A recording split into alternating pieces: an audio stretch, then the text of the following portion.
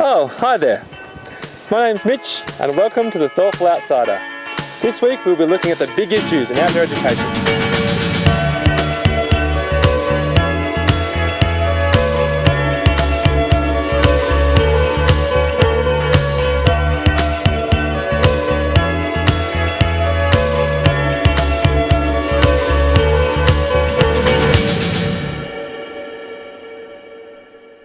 Hi guys, Sarah here. Welcome to episode 4, where we're going to be critiquing the Bear Gully experience with another case study. The case study we're looking at today is called A Scene in the Classroom. In California, a class of first graders have completely transformed their classroom into an ocean environment. It's taken a term, and at the end of the term they did a presentation night to their parents, where they dressed up in scuba gear or snorkeling gear and presented what they'd learnt for their parents. The key to this case study is actually the next day, when the students turn back up to class and their entire classroom has been boarded up with plastic. Their teacher is standing out the front and has announced that an oil spill has taken place in their marine environment that they've created for the past term. The students were taken into the library and they looked at books and footage on oil spills that have happened.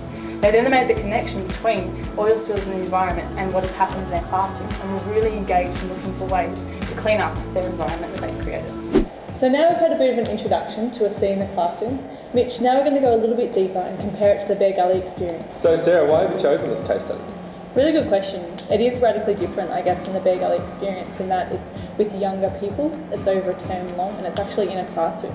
But I think when you look at both of the objectives of the Bear Gully experience and of the Scene in the Classroom, they're both looking at building connections to natural spaces. So from doing those from two very different means is a really interesting way to explore, I think, this connection. Let's use the location as an example. So Bear Gully will remain in the same spot and we build connections through having different experiences. That same environment is created in the classroom. They're encouraged to build relationships, but then something happens where they're encouraged to stand up and act for their environment. That doesn't happen at Bear Gully. We don't ever have to show how much we care on an emotional level. So it could be something we could consider in the program design. Yeah, cool. Well, I guess time frame could be another one. The Bear Gully experience was only 2 3-day programs, whereas the Scene in the Classroom was 2 months, which is totally different. And it gives us so much time to experience the place and get a deeper meaning and understanding of where you are.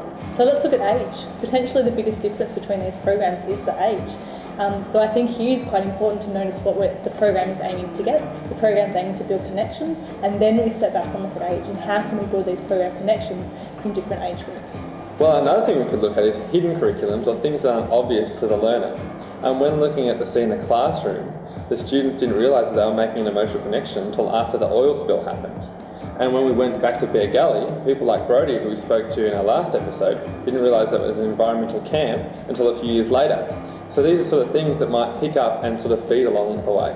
Another really interesting aspect of these two programs is the broader connection. So how do we connect with broader society? I think the Bear Gully does it quite well because we have conversations about how our experiences are constructed, where our clothes come from, farming practices. And the Scene in the Classroom does this really well by looking at oil spills and how that influences the health of the ocean. So I guess the notion of transference is something that always comes up in outdoor education. How do you get the learning that happens on camp to come back and play out in everyday life? So should Bear Gully be more focused on making bigger connections to the world and to the larger, broader environment? Or does that kind of contradict the notion of a place-based education where it's very focused on the localised and building the connections to the places you're in? That's an interesting point. From looking at our first case study, it became apparent there was no real way to evaluate the student experience. When we spoke to Brody, he spoke about how important it was to then take something back to the school to then mark them. So we looked at a different case study. This one was in Canada, where a group of students spent a whole semester out in the outdoor school, their outdoor campus, and they went on a number of journeys from that place. On these journeys they were able to write journals, draw pictures, poems, and it basically allowed the students to then articulate their experience. Having experience is enough, as we've learned, so you need some way to reflect on it and build it into perceptual knowledge. So there we have it, the end of episode 4. We've looked at a couple of different case studies, one that has very similar outcomes to Bear Gully but goes about it in a very different way, and one that has quite a similar way of assessing, so using journal writing to unpack the personal experience, I guess. Yeah, awesome. Our next and final episode will be summarising the last 4 episodes, but most importantly we'll be looking at the Bear Gully experience and how we're going to then bring that into a school setting, which will be awesome. So hopefully you can come and join us. We'll see you then.